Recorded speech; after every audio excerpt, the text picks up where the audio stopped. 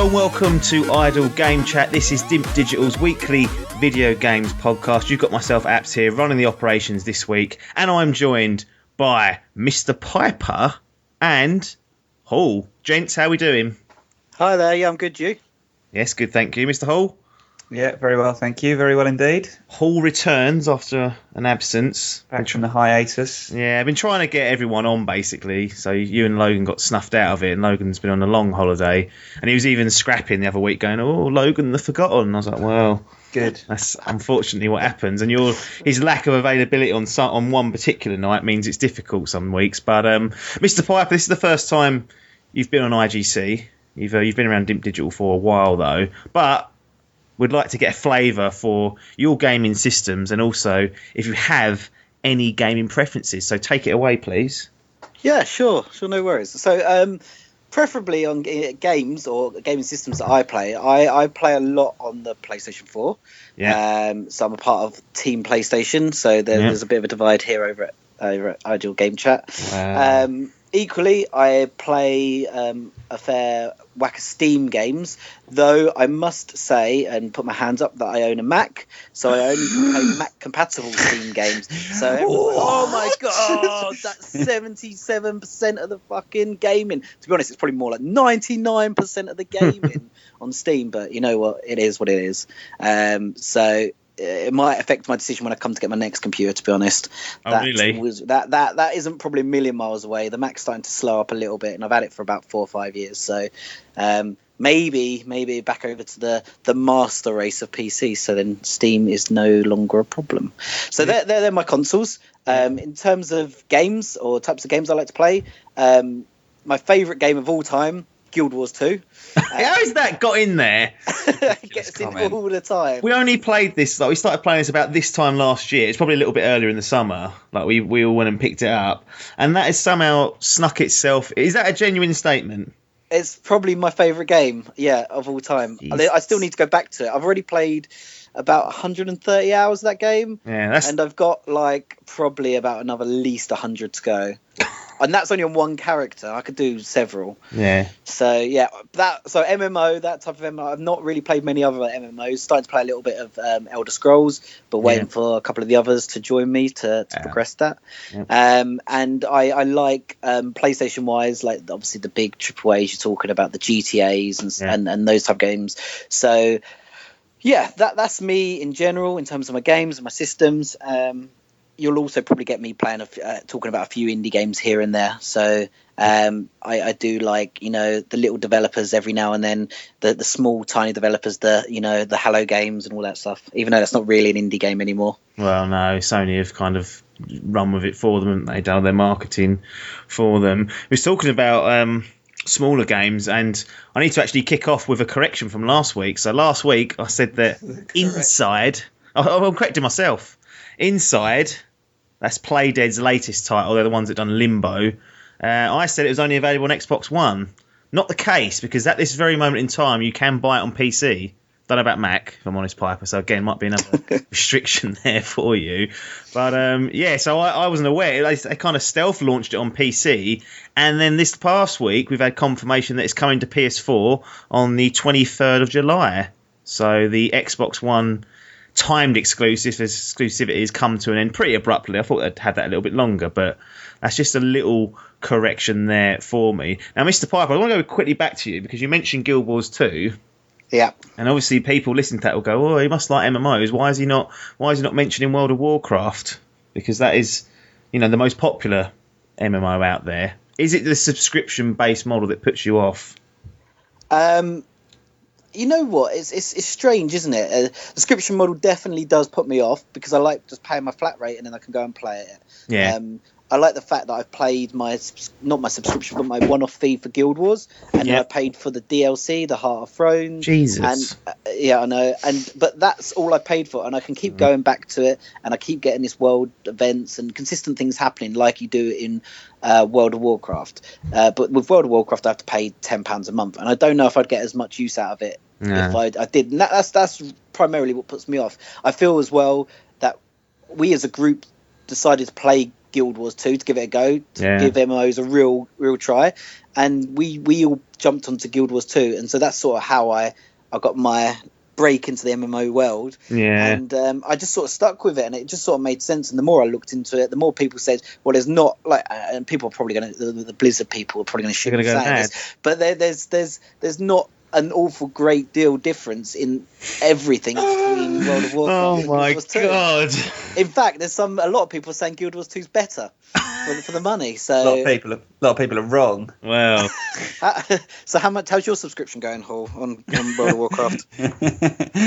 got one, is he? Well, you can. I'm sure you can play up to level 20 for free. So there's no reason why we all shouldn't jump on and give that a go to see what what the hype is all about. Because admittedly, I've never played World of Warcraft. Mr. Dave Salmon, he loves it. He's been playing it for over a decade now with all the expansions and whatnot. And he kind of subscribes when he plays for the few months and then stops subscribing when he doesn't want to play it anymore. It's one of those kind of relationships with it.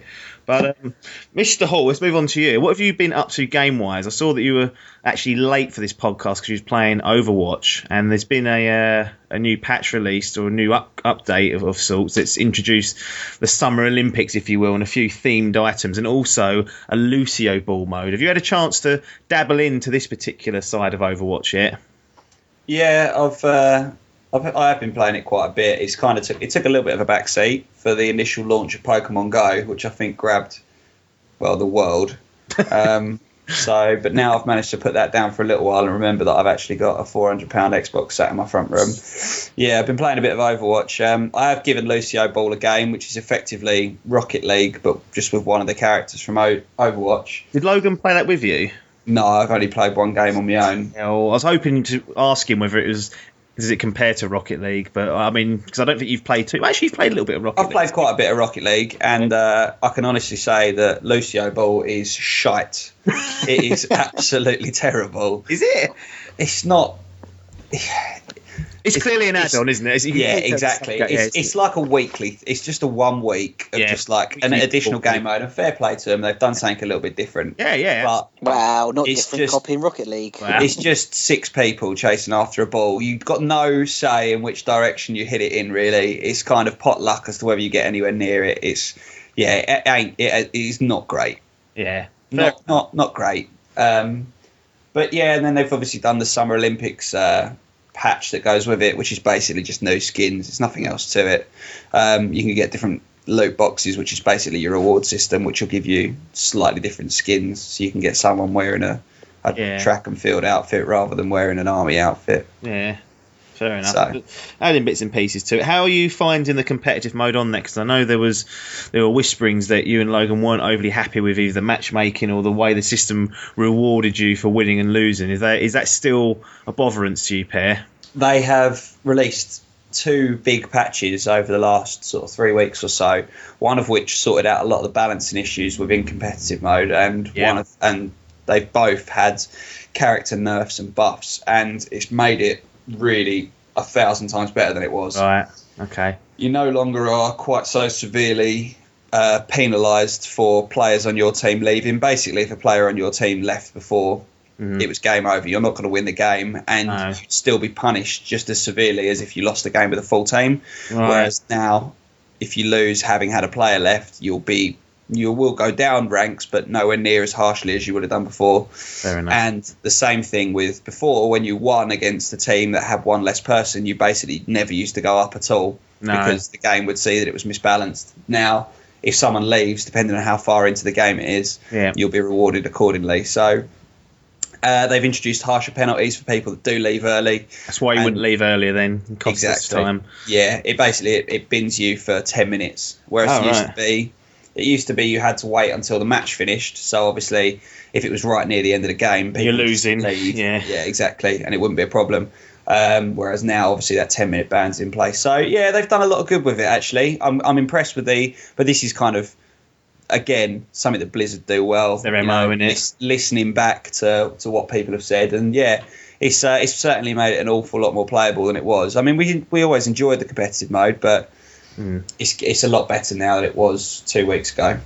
Modus operandi there from Blizzard. That's what they are known for. So that's good that they've made some changes. So you wasn't very happy with it when it first kicked off. We're going to change things up very slightly here this week. I'm actually going to go through the weekly game releases now at the beginning. So I don't forget, because because that has happened. I've forgotten. I had to ring Logan on Skype. I'll ring him and say, "Can you come on Skype so I can record it on my own? Just be silent, like if he's not on there." And I had to do it sort of post-production, which is not ideal for anyone. Otherwise, if I record it just on a bit of software here, the volumes aren't right, so I have to have someone just there, not listening. I tried doing it with like the auto, the kind of voicemail section where it goes, "Please leave your message," and you don't get enough time to do it, so I've had to learn that the hard way. So it gets it done out the way of, and it will make sense the way that we're doing the releases this week. So Tuesday, the 9th of August, there's a game called Brutal, essentially, but it's spelled BRUTAL. It's on PS4. Clever. Brutal. I don't know if that works. It's Brutal. Well, that's coming out on Tuesday for those that want that. And also on Tuesday, more of a multi-platform release, a game called Uno, UNO, Xbox One, PS4, PC. That is a digital download. Wednesday the 10th, big day. No Man's Sky for PlayStation 4 and PC. That is the UK release date. In fact, the PC release is not on August the 10th. It's actually a couple of days later. So Master Race have to wait just a few more days than their European counterparts. And the Americans get it a day early, which makes sense because the game was developed in the UK. I don't know if that's worked, but that was a rather clumsy kind of segue into No Man's Sky, essentially, is what I was trying to do there. It's worked. It was seamless. So really, you was going for it, and then you've cost yourself by... Well, I like to be transparent with the audience so they know what's going on. Mr. Piper, you're extremely hyped up for this, and I'm actually going to pass over you for the moment because Hall is in a situation where there's a lot of focus, there's a lot of hype on this game. There has been, for the last year or so. And he, at the moment, has no way of playing this. So, Mr. Hall, have you even taken much notice of what No Man's Sky has had to offer, or have you just tried to block anything out and everything about the game? Because in all likelihood, you're not going to have to get to play this game for a while, if not ever, potentially, if you don't, get it on a PC or go around someone's house to play a PS4. I've been kind of... It's been on the radar, obviously, just because any big game like this that's had so much hype surrounding it, it's difficult to avoid. The two big things that I've that keep on popping up for me with regards to it is, one, there was obviously the guy that got it early, and seemingly completed whatever the campaign or whatever you want to call it in about 30 hours. I think it took him. It said, which, to be fair, it's enough. That's pretty good. Yeah, based on current day standards, I'd say anything above sort of 10 to 15 hours is pretty long. Yeah. So, if it's taken him 30 hours, I'm sure that's not too shabby at all. Yeah, there was also, I mean, this is from the reports, he said that he was only doing that as well. He weren't really exploring. He was trying to kind of force his way through. So, it's potentially longer there for people. I mean, he was doing a lot of trading to build up resources and whatnot, but he was primarily focused on that. So, yeah, I mean, to me, that sounds, more than long enough. And I saw some reports of people going, oh, that sounds a bit underwhelming. I was like, are you kidding me? Just had Quantum Break come out. It was 8 hours, 50 quid, thanks. Exactly, yeah. And the other thing that's kind of been coming up about it is the fucking ridiculous shit statistic of, there's 18 billion planets in No Man's Sky. If everyone in the Earth played it for 500 million hours, they still wouldn't explore it all. I don't care. But all that tells me is you've just got a random number generator. Like, there's no way that you've programmed that because it wouldn't be possible. That's what procedural generation is. Wow. Yeah, but that don't mean shit then, does it? It's all well and good them saying that. Procedurally generated, so exactly. You don't see everyone going about Minecraft. Well, I mean, it's 15 bazillion planets in Minecraft, or 15 bazillion different chunks in Minecraft. They're all different. It's a different type of game, isn't it? But my point is that number means nothing. Yeah. All they could say, if they just said, well, it means something. You could constantly explore on No Man's Sky, and you will never hit the same planet twice. Then that would be like, right, okay, fucking hell, this game's huge. As it is, they've decided to put this stupid number where they've plucked that number from. Like, what point have they said, we'll get this computer program to stop programming? It's not even like they've gone 18 bazillion. It's like 18 fucking whatever it is, 466 million, 740. It's like, Where have you pulled that number from? Critical mass. Couldn't program anymore. Exactly. But no one gives a fuck. It doesn't matter. Just say there's fucking shitloads of planets on this. Like, you could literally go forever and you'll never come across the same one twice. So let's do this. So, Paul, you're in charge of the marketing on this. They go, look, we've got 18 quintillion planets, but we're not sure how to communicate this to people. Can you give us a short statement that we can release on the trailers and stuff to let people know how big this is? You could just say, you and 100 friends could all buy the game, all explore it for however many hours you wanted to, and no two planets between all of you would be the same. Yeah. That's all they needed to do. But that's not necessarily true, because there could be planets that are the same. Then what does it matter that there's 18 fucking quadrillion of the things then? Yeah. But it's just a fact, isn't it? It's just a fact. It's a pointless fact. There's no need to give that number. If you don't have facts, you turn into Krog. It is the stupidest thing that they've been saying about this game, and I like the look of the game. I think it looks clever. I think it's a unique idea. They don't need to tell me there's 18 quadrillion planets or whatever it is. I don't give a fuck. Just tell me it's a really big game. It's 30 hours according to this bloke. Yeah. No. So I think that's where it's 30 hours to get to like the end bit, but there's apparently it's like goes on forever. It's like an MMO. If you finish it, it's not finished. You can keep playing. Yeah. So until you hit 18 quadrillion planets. Essentially, the 20 to 30 hours is coming from. There's a goal for you to reach the center of the universe. Essentially, that's what that is. That's like the loose narrative or objective you've got. But the idea, I think, of the game is that you not necessarily just do that. You go and explore and upload things and whatnot. Mr. Piper, you've not hidden the fact that pretty much your entire 2016 hinges on No Man's Sky. And this is outside a game as well. It's just general life. That's true. We've had 2.5. I reckon it's been like 2.5 years actually. I think it debuted at VGX 2013, which was like December 2013. So it's a long time since we first saw this. Yeah. I want to know when this entered your radar and you were pinned on it. How long ago it was? Was it a particular IGN? EGX. Yeah.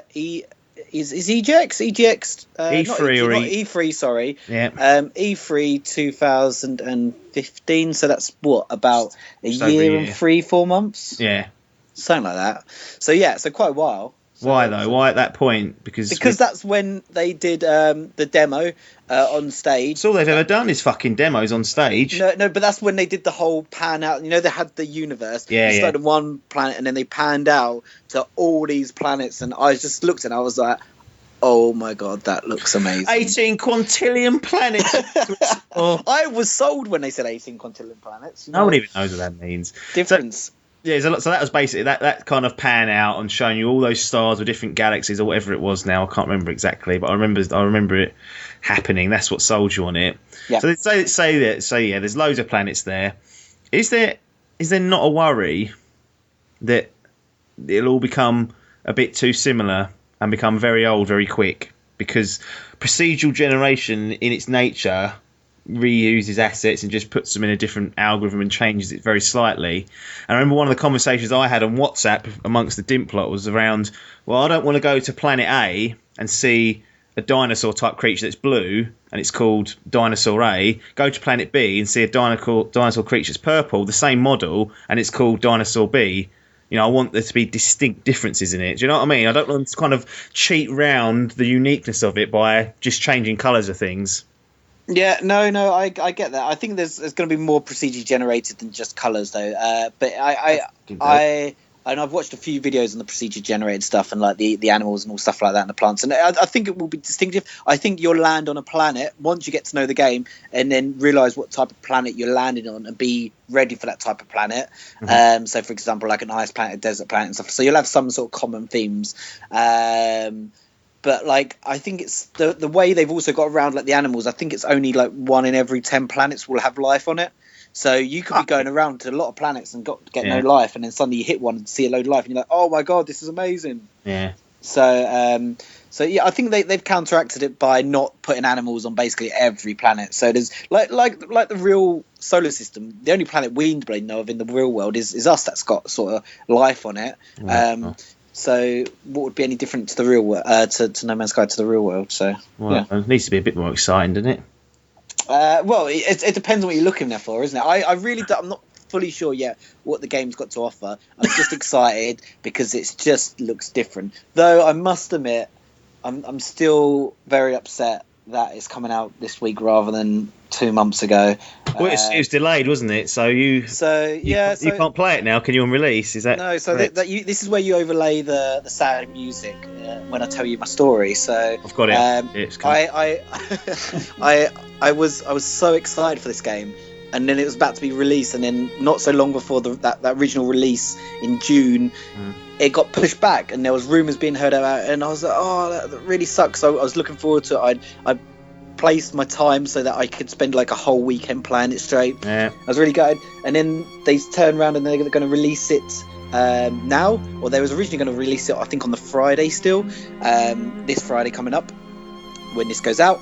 Yeah. And I am away that weekend at a wedding on the other side of the country. Equally, I'm at stag do leading into that wedding, because whoever has a stag that leads into a wedding is never does that anymore. They decided to do that. So it's not a separate stag and a separate wedding. It's it's the same stag and same wedding. So I have to catch a train. It's dangerous. So this is the annoying part. I have to catch a train to get down to a place called Devon. Yeah. And I have to catch a train at like 9:10 in the morning. And the place I've reserved the game opens at 10 a.m. that morning, so I can't even go and pick it up. I can't go and pick up the limited edition No Man's Sky that's meant to come out that morning on the Wednesday, and I can't pick it up probably until Monday after work. They're still going to hold it for you? Well, I think they hold it for a week, don't they? All right. Well, I hope so. I'm going to send Alex down. I'll send Alex down to pick it up, but still, you guys will have had like 15 hours in it. So what's the earliest time you can play it then? So it's Wednesday the 10th. We're going to get it in the UK. Yep. Then you're then what date are you looking at to actually put the bastard in? If Alex and then download it, and then if Alex picks it up for me, do that, because I reckon that'll be gone. Yeah, I need to do that. It will be Sunday night. And then you got to get up early for work next day. You got Monday off. Oh no. Yeah, well, you have blown that, sir. Yeah. Well, No Man's Sky has blown it, and Sean Murray particularly has blown it for me. Oh dearie me! Now at the moment, as we record this, and there are there's no reviews out. Normally, you'd expect a week before.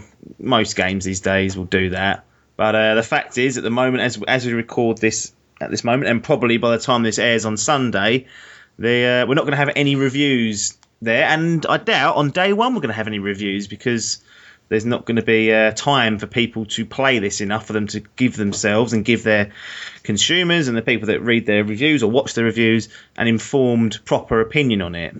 So for me, typically, this is a red flag. It's never stopped us. No, we will put in an uninformed opinion of stuff, of other people's stuff. That's no problem for us. But typically, I kind of see this as a bit of a red flag, lacking confidence.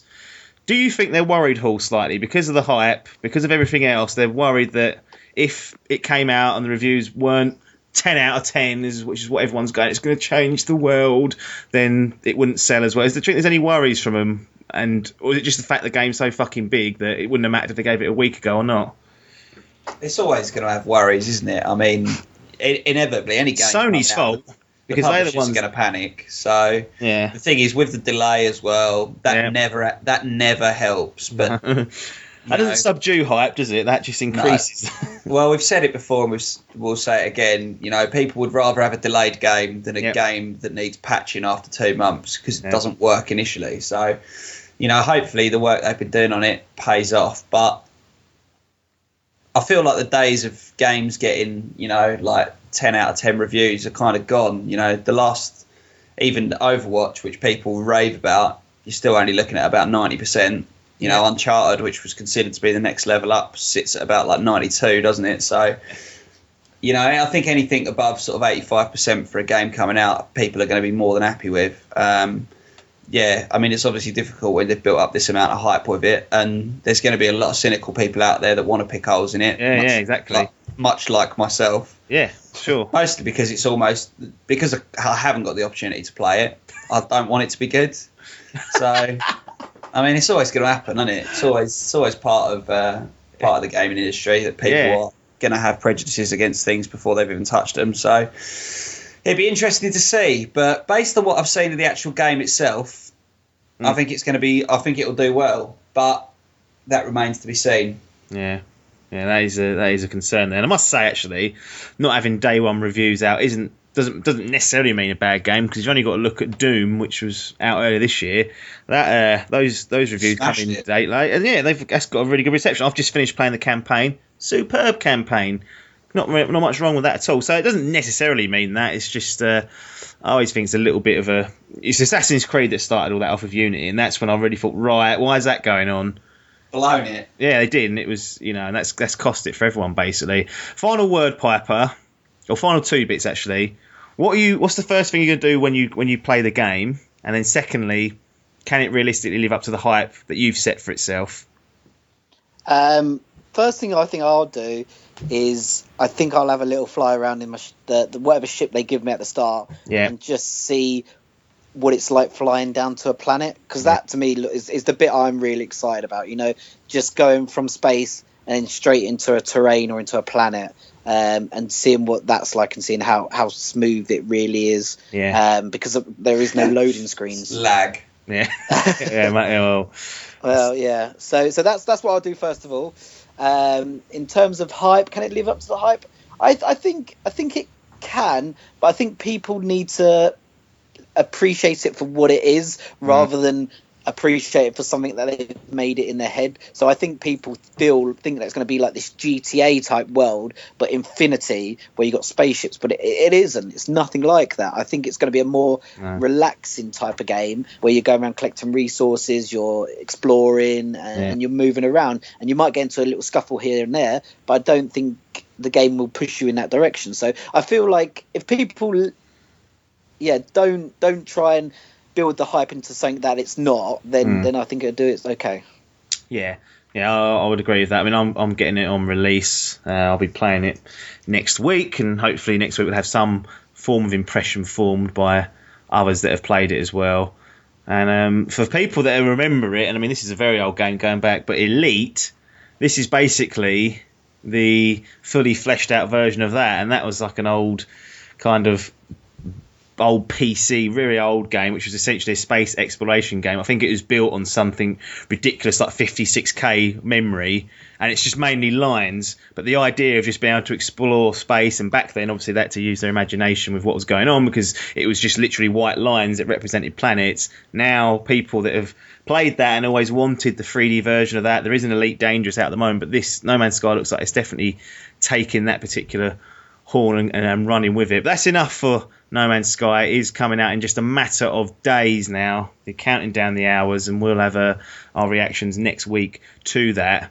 Now, actually, last week we had 2 Sonic announcements. It's the 25th anniversary of Sonic this year, and I realised that we completely ignored it. So last week we didn't even mention the fact this was going on. They did a big reveal, and it was all a bit cringy, but they showed a few things, and it wasn't really until I was like listening and watching some other video game podcasts that I do, and I realised that nearly every single one of these had spent a good section of their time talking about these potential new Sonic games. We didn't mention it on the podcast. We didn't mention it amongst ourselves even. No one even posted like, oh, Sonic and stuff. So my question is, Hall, is Sonic still a big deal? Or is he gone now? Has he had it? I think he's gone. It certainly hasn't helped him. No, it certainly hasn't helped him with some of the shitty Nintendo titles that he did. Yeah. Like we had Super Mario and Sonic at the Olympic Games. That was good fun. Yeah. But then they did at the Winter Olympics, at the Summer Olympics, at the next Winter Olympics. Right. And they turned into a bit of a shitty money churning exercise for names with Nintendo. Yeah. And I mean, what was the last decent Sonic game that you played? Probably Sonic 3. You're I'm saying not even Nintendo, joking. but wasn't it Sega? Sega was, but then Yeah, Sega and the Dreamcast folded. Now Sega are a games publisher and developer, so they're I didn't realise it was just purely Nintendo though. no, it's not. It's not. But he's in Smash Brothers. He's in other bits like that, and he's had his own mainline game. Sonic Unleashed, I think, was the last one, which was awful reception. Sonic 06, another shocking entry into the franchise. But honestly, I would go back and say Sonic 3 was the last one I probably played and thought this is still good. I was very young at the time, but it's been that long. Yeah. In my opinion, I think back, and the most recent one I can think of, I enjoyed Sonic Racing, which was for the Sega Saturn, I want to say. But, you know, it's not exactly a franchise that you look at anymore and think, God, I can't wait for the next title. It's one that you look back on with nostalgia and think, yeah, Sonic's 1, 2 and 3 were good fun. Yeah. You know, a bit of flat 2D side-scrolling, but, you know, it's going to take a big revamp and a big kickstart to get the franchise back on track. Do you think Mario will ever end up like that one day? Or do you think Nintendo are going to do a better job of managing that particular character or franchise? I mean, personally, I just think that the quality of games that Mario has developed have always been better than the Sonic ones. And yes, you've always had the shit ones that go alongside it. Yeah. You know, there has been some shitty Mario games, but it always has that kind of cult following as well with Nintendo and Mario. And when you think of what was the last decent Mario game that you played, probably in the last 5 years. It's not certainly as long as 20 years ago, is it? No, exactly. There's been a lot of good ones on handhelds. It's just been more accessible. Sega haven't had the best of luck, obviously, with the Dreamcast and everything. You know, they're dead now as a console developer, aren't they? So yeah. It's always going to be. It's difficult to compare the two. But I hope that Mario never goes in that direction. I hope Nintendo never go in that direction. But you don't know, do you? With the way the games are going, you know, the NX is going to be a big thing for Nintendo. So we'll have to wait and see how that pans out. Yeah. So there was two games that were essentially announced. One called Sonic Mania, which I'm quite interested in. Piper, it looks like a mashup, doesn't it, of Sonic's 1, 2 and 3, and it's going back to that old school kind of gameplay that everyone remembers. And the reason why everyone loved Sonic when they were younger to start with, or when they first played it, was those type of games. They were like a direct comparison to, you know, Mario on the Nintendos, essentially, back when he was actually quick.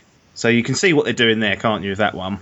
Yeah, no, it looks... I think out of all the ones I've seen, or the two games that they're releasing, to me that strikes me as the one that's like I'd definitely, if I can, and I think it says it's going to be on the PS4, I'd definitely download that on the day it's released. It's one of those ones that you can just, I think, enjoy, and there's still a place out there for that type of, you know, sort of side scroll, more 2D type of game. Well, it's been resurged, isn't it? With indie games, I've bought you Shovel Knight. Actually, it's lots of 2D games and lots of Metroidvania games Meat coming Boy back now. Like Super Meat Boys, loads. Yeah, Limbo Inside we just spoke about. It's all still there. People still play them. It's still got popularity.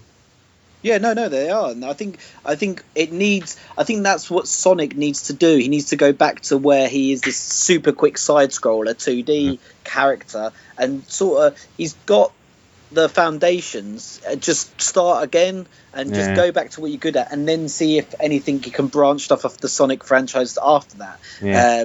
I don't like these Sonic 3D games where you can go around it. I just don't think it works. I think Sonic's too fast for these 3D games. That's why it works well as a 2D game, and that's why Mario's worked well when he's gone into the 3D world, because he's slower. He's overweight, isn't he? Plodding along. Yeah. Little fat plumber. Italian. But that's why Sonic, I feel, doesn't work in the world of 3D. He's just too fast. The side scrolling and 2D is perfect for. So Sonic Mania. I'm going to get now. Project Sonic is the other one they've announced. I think it's Project Sonic 2017, and this is more what you was just saying about how, you know, the 3D element. It's probably going to be a 3D game. Making an assumption it'll probably be like Sonic Unleashed or whatever it was called. And what I've always found weird about the later games where they've tried to turn it to 3D is that they have this blue hedgehog with red shoes, cartoon-looking little bastard, but he's running around cities. Real cities that look real. It just it just doesn't work. Like, if you look at the old Sonic games, they're in these weird, like, crazy worlds, lava. There's fucking like there's a Las Vegas type one. I remember, like, a casino one. It's all very gamified, which works well because you're playing as a blue hedgehog that spins and goes really fast. When you start putting him into a city where there's human beings walking around and you talk to, I think that just looks weird, personally, and it doesn't. You can use your imagination to make a much more a clever level than just sticking to like a city-based platform. And I just don't think that's a good way to go. But the question still remains: Will Sonic be a big deal? I don't think either of these games are going to change that. Personally, I think he's had it, really. In all honesty, I'd love to play Sonic Mania when it comes out, just for the nostalgia. But anything progressive and forward-thinking, I don't think we're going to get anymore. Which is that's the thing. You guys have both said that you're interested in Sonic Mania. Yeah. But you're not. You're interested in going back and playing Sonic 1, 2 and 3 for a very short period of time. Yeah. You could very easily download an emulator with those games on, plug a controller into your PC and play them on there. Yeah. It's going to be essentially the same game. Yes, okay, it'll run on your PS4 and maybe it'll be slightly upgraded in terms of gameplay and graphics or whatever, but it'll be essentially the same games. It's more of a nostalgia thing. Yeah. And the novelty will wear off very quickly. James said straight away there, I look forward to downloading it upon release. You're presuming that it's going to be a small game that's going to come out as an arcade-style game. Sub 20 quid. Yeah. Exactly. There's no way in hell you're going to go out and pay 40 quid for that. Yeah. I think it's just sometimes some franchise or some characters just need to know when their day's done at trying to be modern. Like, Sonic, unfortunately, is one of those. Mario's gotten away with it. They've done a good job at, bringing him into the 3D world with Super Mario 64 and whatnot. Mario 64. And then the excellent Galaxy games as well. Some guys just don't work. So Sonic, childhood hero of mine. I used to have a teddy of him. I used to have a teddy of this Sonic, but he's bigger than me, I think. And nowadays, I just think, what are you doing? Time to hang up your boots. He's joining the graveyard with Pac-Man and all those other guys. That's another one. The thing is, they're not trying to bring out Pac-Man City Edition, are they? Of him roaring around talking to people. That's what I don't get. But yeah, I just thought it was interesting the fact that we all just completely ignored Sonic when, in reality, we probably all grew up playing his games when we was younger, and now we're all just pretty much indifferent. If it was just Project Sonic, like this 3D looking one, I don't think we would have even bothered mentioning it today, or even no. But the fact that they're kind of throwing us a bone, going, "Oh, you can relive your childhood," and then we're like, "Well, it's drumming up interest." Yeah, that's the way to do it, really. HTC Vive price increase. So the pound is struggling. HTC have decided, or Valve, or whoever is in charge of that, decided to increase the price from £689 to £759. Piper, is it understandable that they've done this, considering how poor the sterling is performing in the market? So essentially, they're getting less money for each item sold, is why they've done this at the end of the day. Yeah, like, to be honest, with the HTC Vive, I feel that you're either going to buy it or you're not going to buy it. I don't think £70 probably will make too much of a difference whether you're going to buy it or not buy it. Like, for me, I'm not going to go out and spend that kind of money on the HTC Vive. With that price increase, it just makes me think I'm glad I'm not going to. But it's only one who already was going to commit to the £670 odd. Yeah. They're going to go and think, oh, for God's sake, but they're still going to go out and buy this 700. They're putting that much investment in. They may as well go the extra little bit. So, like, it's a good business move. I can see there'll obviously be a few drop-offs, like with anything. But it's annoying and it looks a bit crappy. But they'll just turn around and just blame the levers. Oh yeah, that's what it will be. It is Brexit. There's no point in battering around that. Hall, do you expect anything like PlayStation VR and Oculus Rift to follow suit in a price hike, or do you think they're just going to try and batten down the hatches and take the loss per item, the perceived loss per item, based on this change in economy? Yeah, I don't think it's going to have a huge impact on the other VR devices. I think that, certainly from what I've seen, when I see people playing VR either on YouTube or reviewing games or doing whatever else, people seem to be playing on the HTC. Like, the Oculus has lost a lot of momentum seemingly, and obviously we still haven't seen. Yeah, lots of HTCs out there, not so many Oculuses, from my observation anyway. Absolutely, yeah, and we haven't seen anything from the PlayStation piece yet. But I can understand why they've done it. I don't personally see the other two doing it, especially as, I mean, PlayStation, it doesn't really matter because they haven't announced it yet. They haven't announced a specific price yet. They can kind of do what they want to a certain degree.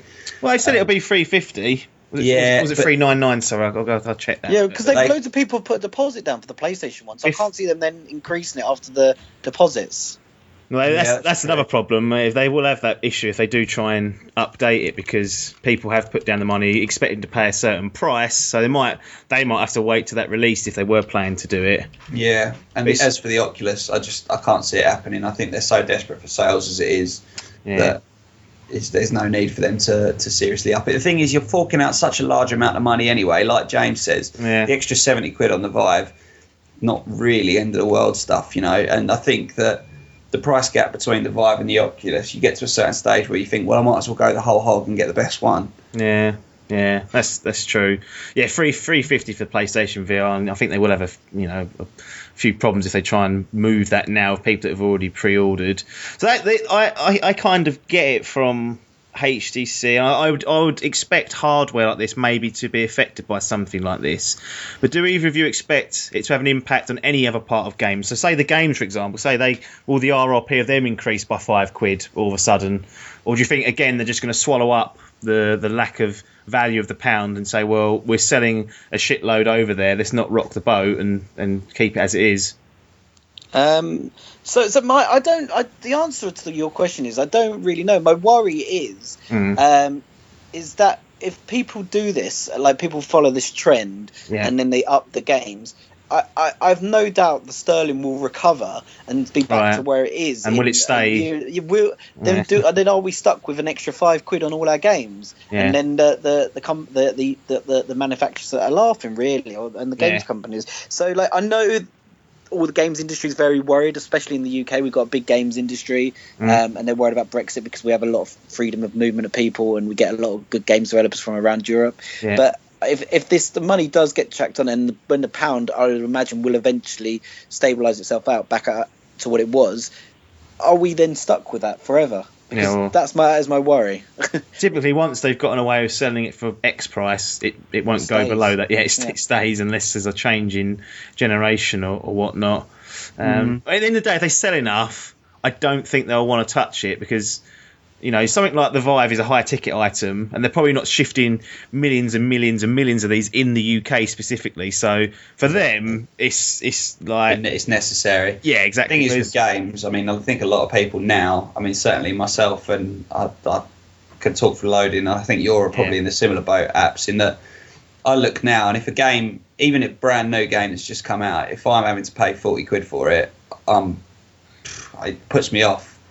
Like I'm far more likely to shop around and to look for something, and generally even new releases I don't want to pay much more than £30 for.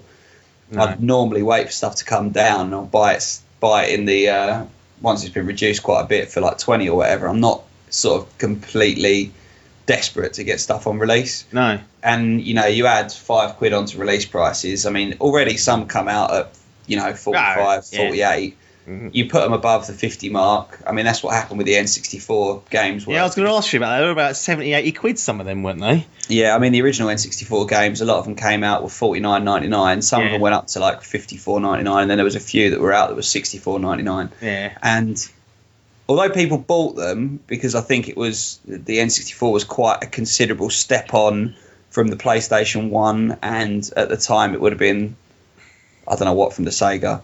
But it was a considerable step on from the other two consoles. I think people were a little bit more willing to fork out for it. Yeah. But you'd never get away with it now.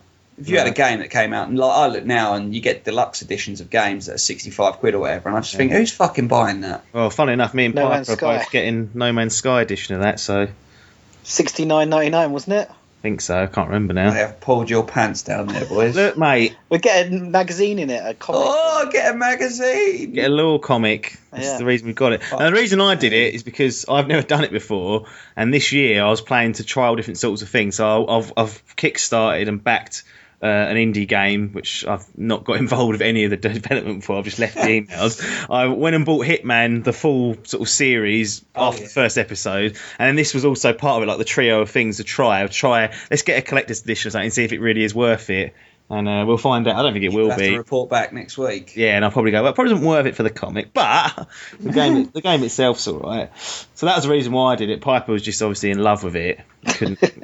It's always going to happen. Yeah, exactly. And I don't. People want to buy them. There's like people that collect the figures. Some of the figures and cool stuff you get and models you get are actually well-made stuff. Like that's good collector stuff. But for me, typically, I'm not going to go and buy a collector's or a special edition of anything other than this, unless for some reason I'm really impressed with what No Man's Sky offers, and I think, oh, I'm going to do that every time. It's just not going to happen. Like Uncharted 4, definitely was going to get that. You know. That's a game where I'd love to have the collector's stuff, but I still wouldn't be willing to pay £80 for it. It's just not in my nature. Yeah, it's a tricky one.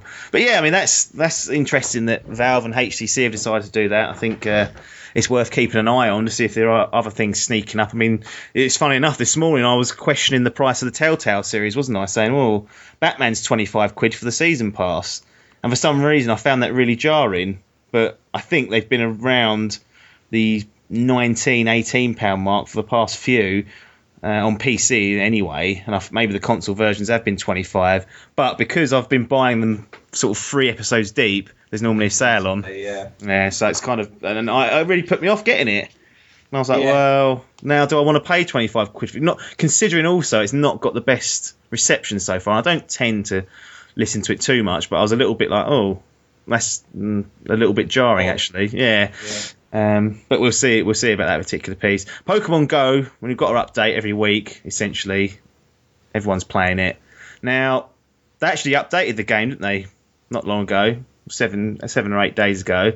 Yep. Removed stabilised it a lot, I find. I can get into it a lot more often. The crashing's reduced significantly, and it was starting to reduce anyway. But one of the main things they have done is switch off this footprint tracking.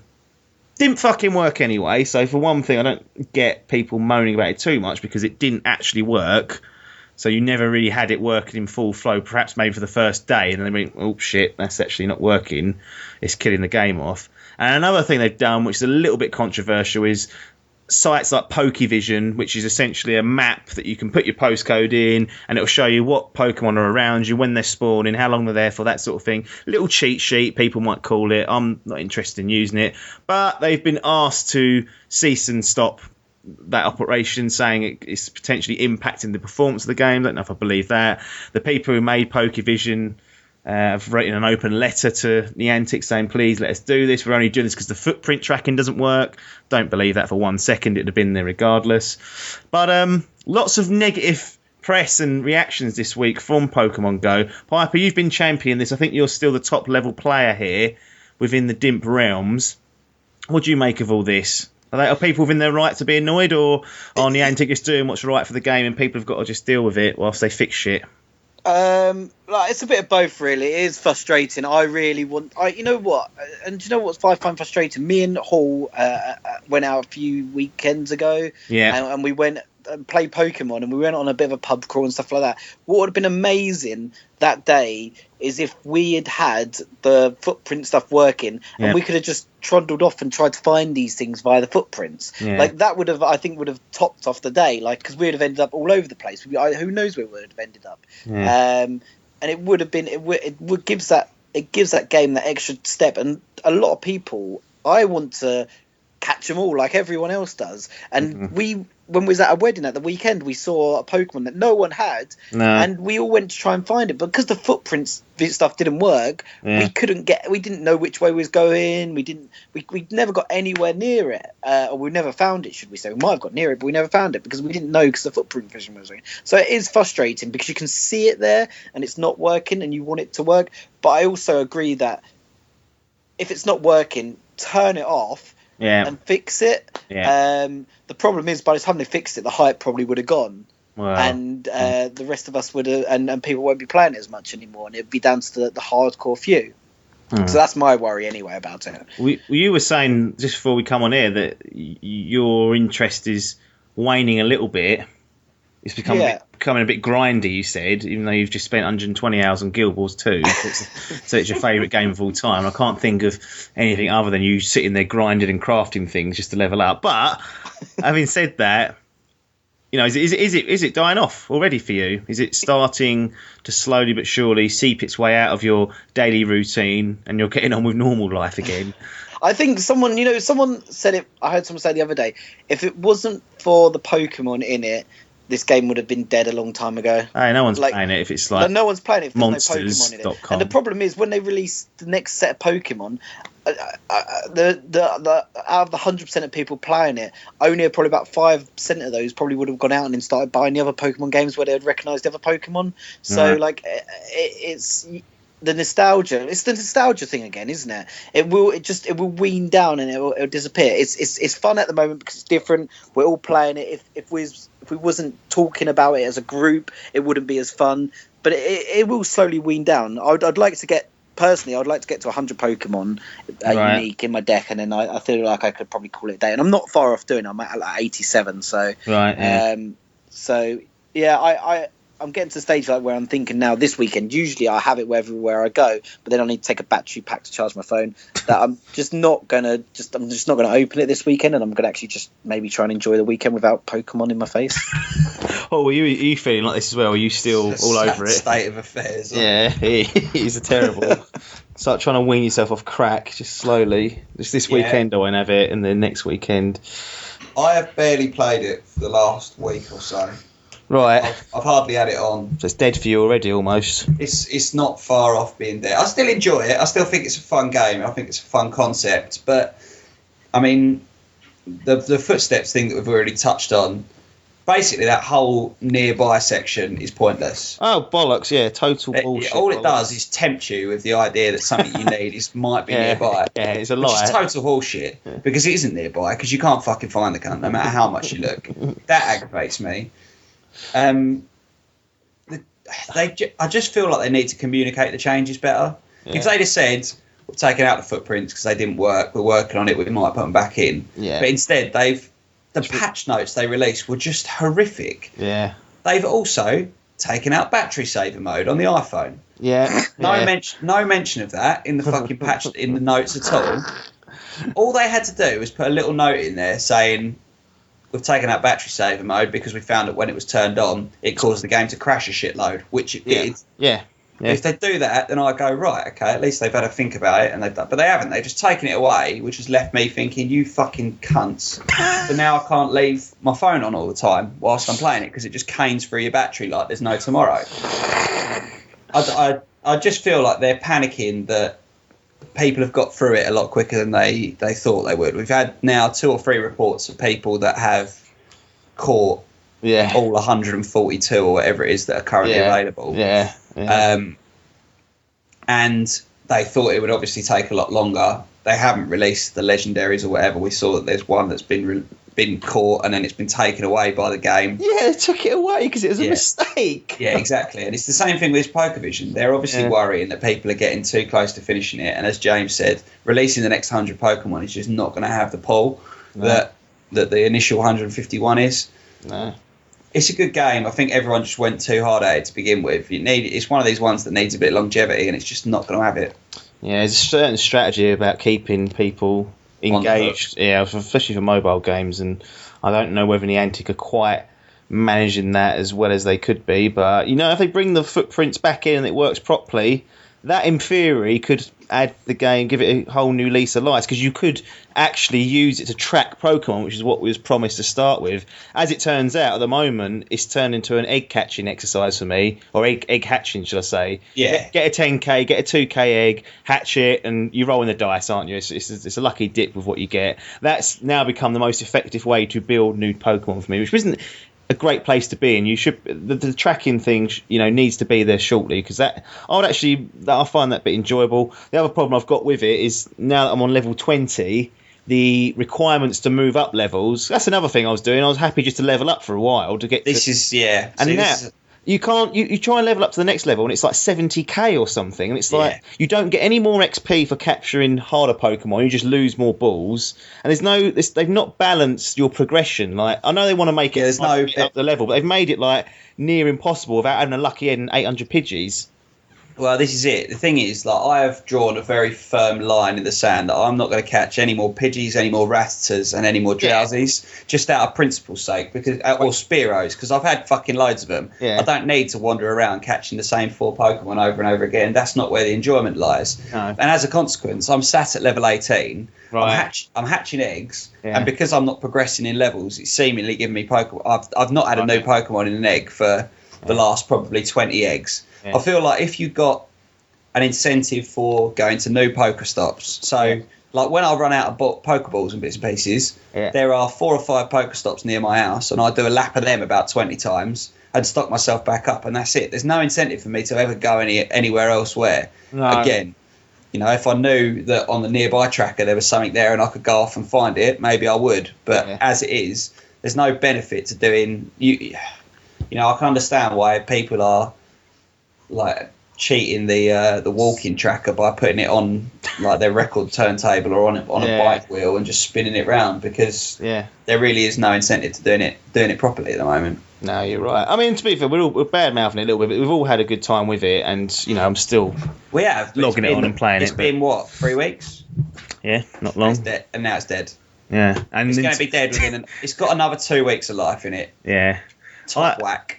I said the other week, I said we've given Nintendo a bit too much credit on the first week, and then about 5 days later, the investors kind of called out saying, "Yeah, we're not directly involved with this. We just own parts of the business that are doing." And their share price went back down when all the investors realised that Nintendo, don't outright own this game. They just it did have a big impact, but they were still like fucking huge. They were like 34% up on where they were before. Yeah. So I mean, it still had a hugely positive impact, but yeah, that was a bit of a balls up in that someone just went, actually, guys, don't actually own all this. Yeah, sorry about that. Let's stick with Nintendo. I mean, we went through the NX last week with Chappers, but I wanted to get your opinions, Hall, on the NX, because you've got a Wii U and you let off a foul-mouthed tirade about 3 weeks ago about how Nintendo have had a nightmare of the Wii U. You've not been happy with it. NX rumours, it looks like it's going to be a handheld hybrid, something you can take on the go with you. You can then attach to a docking station. It will take game cartridges. No backwards compatibility suggested. What's your thoughts on this? And then there's a little piece after that I'll follow up with. Disappeared again. I sighed because I'm just not convinced by it at all. Really? I mean, they do handholds very well. There's no two ways about that. Yep. But I don't want another handheld. But you can dock it at home. You can play it on your telly. I've got a 3DS. Yeah, but it's the power level that's coming. Right. People complained that the Wii wasn't powerful enough. It didn't even have HD on the Wii. So they gave us the Wii U, which still didn't feel like enough of a step up to compete with the Xbox One and the PlayStation 4. Yep. The N64, which was probably one of their best-selling consoles, was so popular because it had double the processing power of the PlayStation and the Sega equivalents. Yeah. So why have they just? I feel like Nintendo have just said, we know our target audience and it's younger generation. We're no longer bothered about trying to win over those hardcore gamers. We're just been them. We've lost that battle. And we'll release something. We'll start on the new generation who like playing on the go and whatnot. Yeah, exactly. That have got a short attention span and are going to play. We're not going to release these epic, the new Zelda game that's coming out. Yeah, I'm desperate for it. It's coming to NX as well, though. Why? Just release it. What? I haven't had a Zelda game on the Wii U. Why have you not invested? It's coming on Wii U as well, but yeah. But that's not the point. Now it's a Wii U game that's going to be fucking put on the NX. Make us... Oh, it's so aggravating. Well, here's what they say. Sort out your fucking business model. Well, this is what they're doing. Pricks. This is what they're doing. So I think what's happened is this needs third-party support. I've said that before. So whatever happens, they need people to make for it. Then their own development pipe. So for the past 5 years, they've got the Wii U, which is out there, and then they've got the 3DS, which is out there. Two different platforms that don't talk to each other. They don't have any similarities. There's nothing they can really transfer from one another. So they've got a team working on the 3DS games, teams working on the Wii U. And if you look at the games that have come out on particularly the Wii U in the last 18 months, very sparse. You've had Splatoon last year, and I can't think of anything else off the top of my head since then. I'm not the biggest Wii U fan, I must say. But I think what they've decided now is that, look, that's now no longer sustainable. We can't do this. We need to make it one pipe, one development pipe.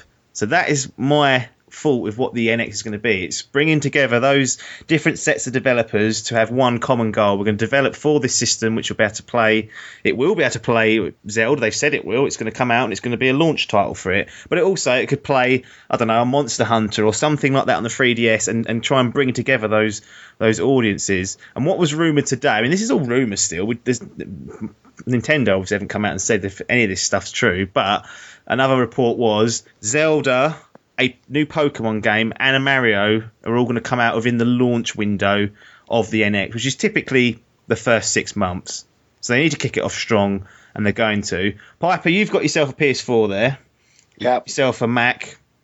You've got no interest in buying an Xbox One because, I think you said before, it'll do exactly the same as your PS4, but won't have some games that you want on it. No Man's Sky, for example. Does something like this, something a little bit different than the NX, ever tempt you? You're commuting quite a lot as well. Is that a temptation that you could be playing some, old school Mario or even a Pokemon on your way up on this little handheld? Yeah, no, I think I could see myself getting an NX because it offers me something completely different to be honest, so could a Wii U. But the problem with the Wii U, it never offered the games, as you said. That Splatoon's probably the only one that really brings to mind, and probably Mario Maker, World Maker. Yeah, Mario Kart. The only two that really sort of sprung to mind.